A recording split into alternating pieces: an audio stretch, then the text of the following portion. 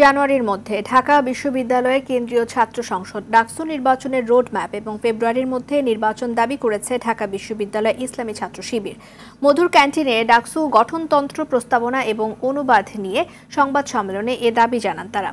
ডাকসুকে আওয়ামী ফ্যাসিবাদ মুক্ত করার ফলে আগামী ডাকসু হবে স্বাধিকার আন্দোলন, মহান মুক্তিযুদ্ধ এবং ২৪-এর গণ অভ্যুত্থান সহ ছাত্র আন্দোলনের।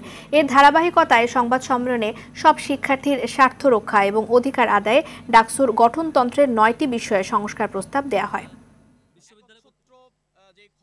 যৌক্তিক প্রস্তাবনাগুলোকে আমলে নিয়ে দ্রুত সিন্ডিকেট মিটিং কল করে এবং অথরিটির প্রয়োজনীয় মিটিংগুলো কল করে জানুয়ারির মধ্যে সংস্কার নিশ্চিত করা এবং জানুয়ারির মধ্যেই ডাকসুর পূর্ণাঙ্গ রুটম্যাপ ঘোষণা করা, যাতে করে আমরা বিশ্ববিদ্যালয় কর্তৃপক্ষ যেটি বলেছিলেন ফেব্রুয়ারির মধ্যে ইলেকশন, আমরা সেটি চাই যে ফেব্রুয়ারির মধ্যে ইলেকশন হলে অবশ্যই ভালো।